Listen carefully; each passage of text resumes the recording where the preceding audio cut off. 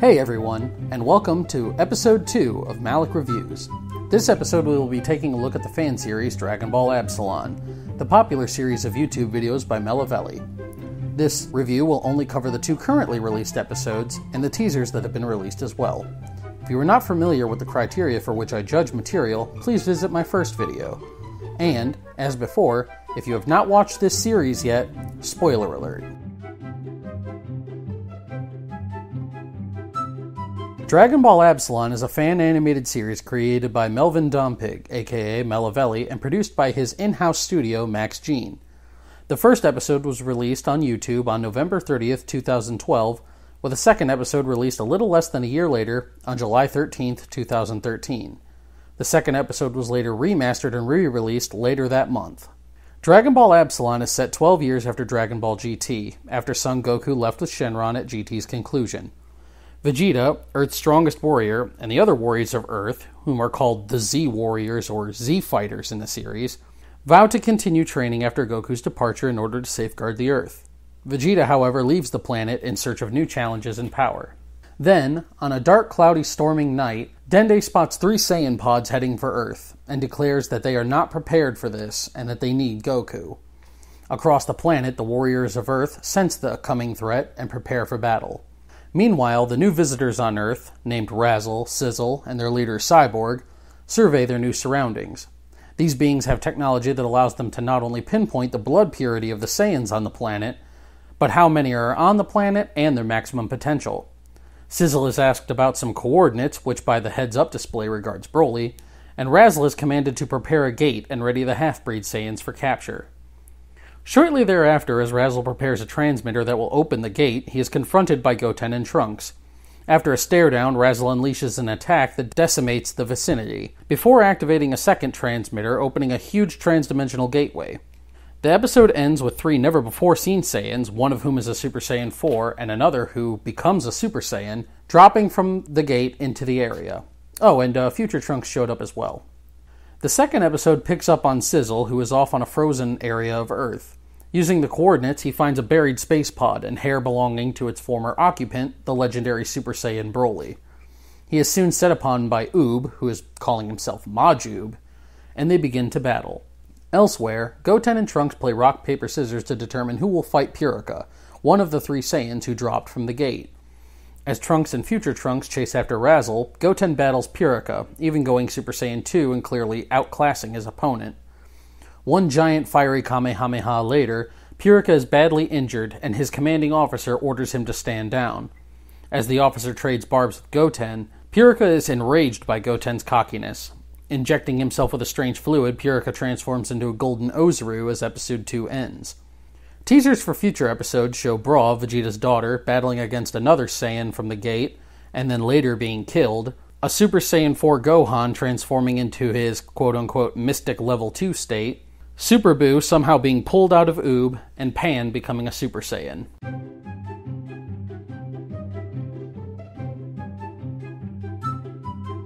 Dragon Ball Absalon is one of the more ambitious Dragon Ball fan series that I've come across, and it's the only one I've found that has what are pretty much full-length episodes. There was a lot of effort put into this animation, and it clearly shows.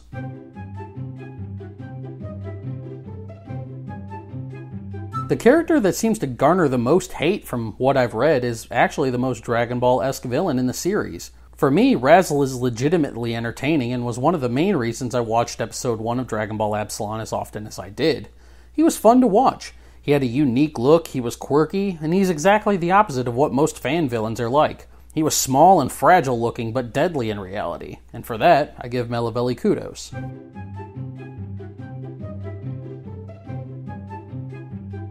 There is no arguing that some of the art in Dragon Ball Absalon is fantastic, but therein lies a problem.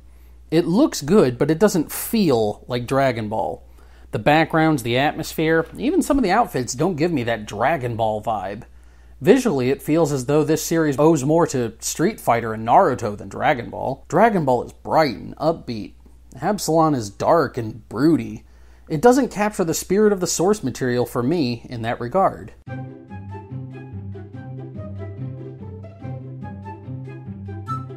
Dragon Ball Absalon deviates from the original material for which it is based in a serious way. The main issue, it is set on our Earth, not the Dragon World Earth.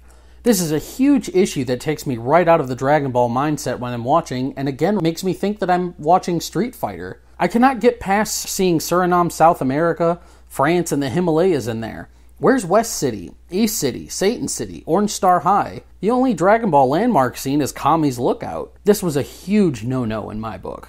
Other issues are continuity-based, or just things that should have been explained but were not. Like, for example, how does Pan know how to teleport? Goku is never seen teaching anyone how to do it, and suddenly Pan just knows how? How? Why does Dende look like Piccolo? Dende has stated several times in the original manga that he's not a fighter, he's a healer. So why does he look like Piccolo's clone?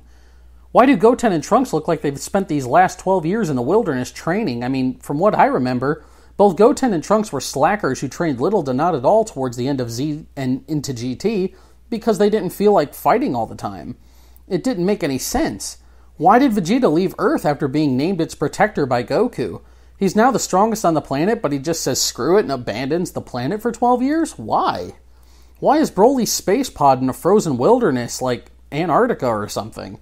In Second Coming and in Bio Broly, it was clearly shown to be in the mountains, not in some snow-covered wilderness. When did all the Super Warriors, Z Fighters, become such confrontational dicks? Seriously, they don't even bother asking the villains what's going on or anything. They all just immediately attack. And that's not like them at all. Why is Kid Buu sealed up inside Oob, or Majub? All of Kid Buu's evil was purged before he was reincarnated into Oob, and Fat Buu had expelled all of his evil and wrath, making him only kind. This didn't make any sense. Where did these Absalonians find the Saiyans, or at least the DNA of the Saiyans, to clone them? Why are they even building this Super Saiyan army in the first place? And how are all these Saiyans Super Saiyan 3 tier and above? Why are the Absalonians Super Saiyan 3 tier and above? I mean, wouldn't the others have sensed them a long time ago? Why are Pan and Oob married? They had little to no interest in each other prior to GT's end. I mean, I guess I can overlook this, but still, this makes too little sense to me. I mean, I guess it's a little bit better than all the Trunks-Pan matchups that I see in other stories, but still.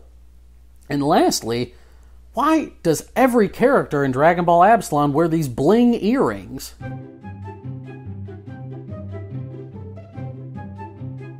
There is no doubt that some of Dragon Ball Absalon's art is great, as I said. But the majority of it sometimes looks half-assed at times, and other times it's downright ugly. I mean, awful. Proportions are off, movement is juddery. Some of it just looks truly amateurish, and I can't write it off as, oh, this is just a fan series, or, oh, this is just a fan animation, because I've seen other fan animated series out on YouTube that look phenomenal, almost professional, and they're working with just as much material, if not less, than Max Gene Animation. This is another thing that removes me completely from the experience, and it's not something that I can ignore.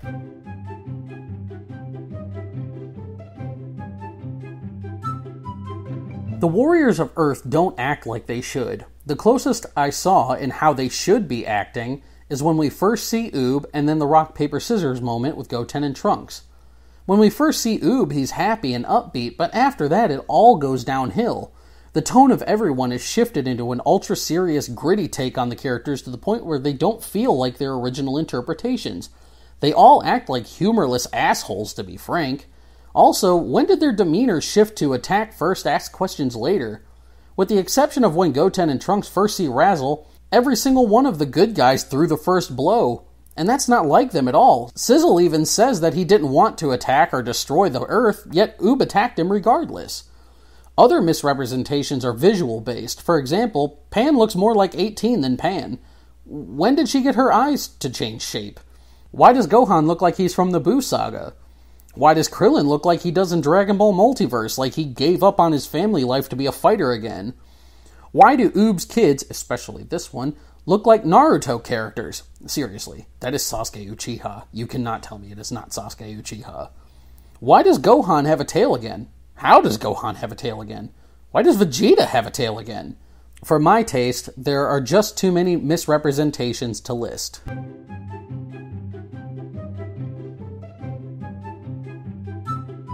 Despite my being a fan of Dragon Ball Absalon, the juddery animation, outfits, dark atmosphere, and tone of this series do not come off as Dragon Ball to me. Again, if it wasn't for knowing these established characters like Gohan, Goten, and Oob, a casual fan might have a hard time telling Absalon from a Street Fighter or Naruto fan animation, and even those have a lighter tone than this. These issues, coupled with writing that often comes across cliche or flat, although the bad guy speech at the end of episode 2 was pretty good, really drive this one down for me. With later incorporation of characters like Zycor and the OP Mugen character, Nightmare Broly, soon to appear, Saiyans who are inexplicably powerful, sudden powers, resurrected old foes, the series really comes off as a typical DBZ fanfic come to life. It's really a fanboy's wet dream. But even these issues don't necessarily make Dragon Ball Absalon unwatchable. Frankly, I look forward to the new episodes, and I rather enjoy them when they're released. If you're a fan of Dragon Ball, then Dragon Ball Absalon is at least worth one watch through. Just don't expect too much. My overall grade for Dragon Ball Absalon, a C.